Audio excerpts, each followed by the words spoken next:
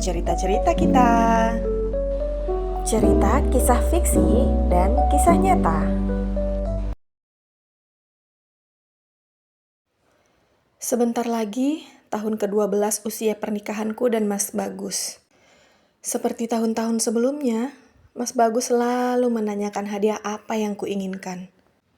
Awal-awal pernikahan, tentu saja rumah, mobil, jalan-jalan ke luar negeri, barang-barang branded adalah hadiah pilihanku.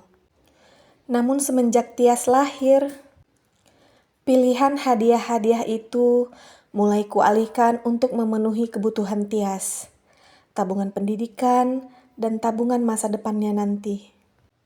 Walaupun usia kami terpaut jauh, tapi hubunganku dan Mas Bagus terjalin dengan baik. Mas Bagus adalah suami dan ayah yang sempurna untuk kami. Untuk aku dan Tias. Aku tinggal duduk manis mendampingi tumbuh kembang Tias, putri kecil kami yang baru berusia 6 tahun. Sayangnya, hanya satu yang tak bisa diberikan oleh Mas Bagus. Waktu. Kami hidup dalam long distance married. 6 bulan sekali, kadang setahun sekali Mas Bagus baru bisa pulang dan berkumpul bersama kami. Tias tentu saja sering bertanya, kenapa papanya tak di rumah seperti teman-temannya yang lain?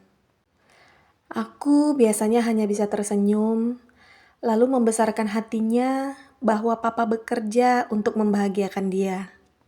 Lalu Tias akan tersenyum manis yang membuat hatiku teriris.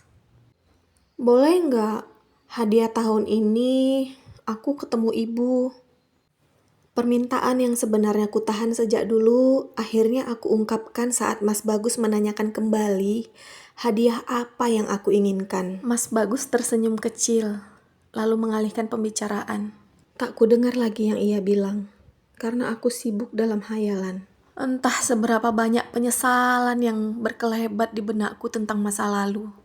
Seandainya tidak kupilih jalan ini, seandainya dulu tak begini, mungkin aku si anak yatim piatu ini sekarang bisa memasak di dapur bersama dengan sosok yang kupanggil ibu mertuaku. Ibu sosok wanita tangguh, membesarkan Mas Bagus, anak semata wayangnya sendirian, karena papa memilih hidup dengan wanita lain dalam pelarian. Hatinya teguh. Karena itu, aku yakin Mas Bagus butuh waktu yang lebih lama agar hati ibu luluh. Jadi, besok kita ketemu di mall ya, jam makan siang. Nanti kita ketemu di playground kesukaan Tias. Mas Bagus mengajakku bertemu di mall yang biasa aku dan Tias kunjungi. Aku mengiyakan tak semangat. Padahal, ini sudah 6 bulan dari terakhir dia pulang ke rumah.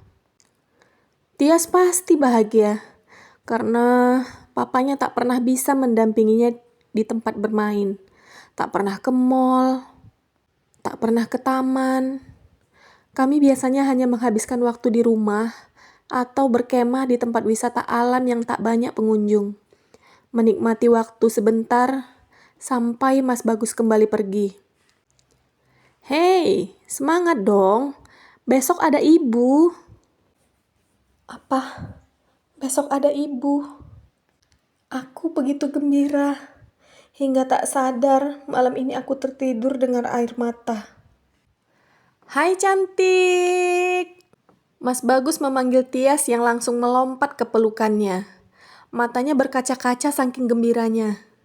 Mereka berpelukan lama, lalu bercerita. Tidak. Tepatnya Mas Bagus mendengarkan Tias yang tak henti berceloteh riang di pangkuan papanya. Lalu, Mas Bagus mengajakku duduk di sampingnya setelah ia menyuruh Tias mengambilkan mainan Lego untuk mereka bermain bersama. Ibu ada di restoran. Aku udah pesen meja buat kamu. Kamu kesana duluan ya. Aku nunggu Tias di sini. Tapi aku mau Tias juga ikut, Mas.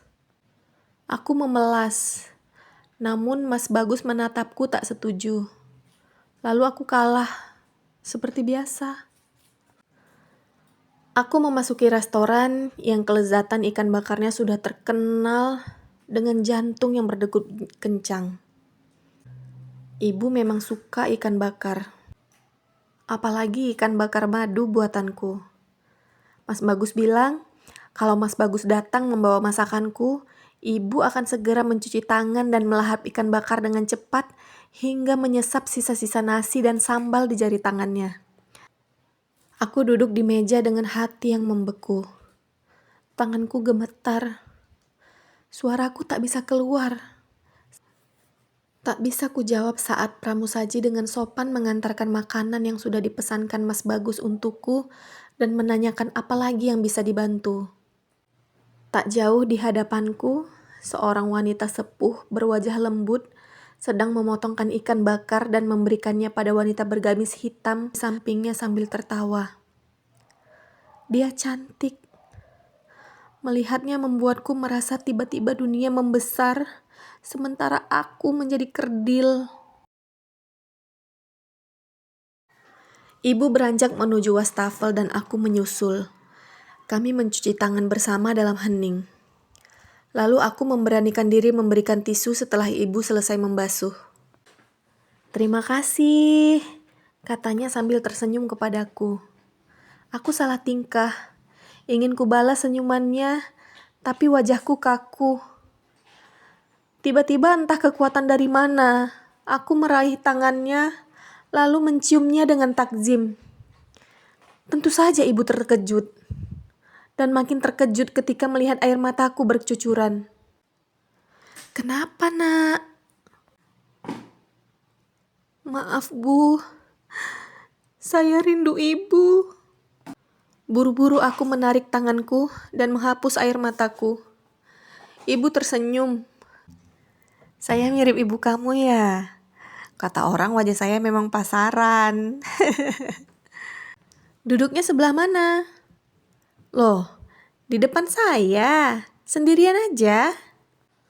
Aku cuma mengangguk saat berondong pertanyaan ibu. "Ibu sama siapa?" Tanyaku padanya yang sebenarnya tak butuh jawaban. "Oh, itu saya sama menantu saya. Tadinya ada anak saya, tapi tiba-tiba dia pergi. Katanya ada rapat mendadak." "Oh iya, siapa namanya?" tanya ibu saat kami berjalan kembali ke meja. "Nama saya Ella, Bu." Lalu kami makan bersama. Aku di mejaku, sementara ibu bersama kakak Madu. Sekarang tak apa aku tahan begini dulu. Suatu saat, izinkan aku bilang bahwa aku juga menantumu, Bu.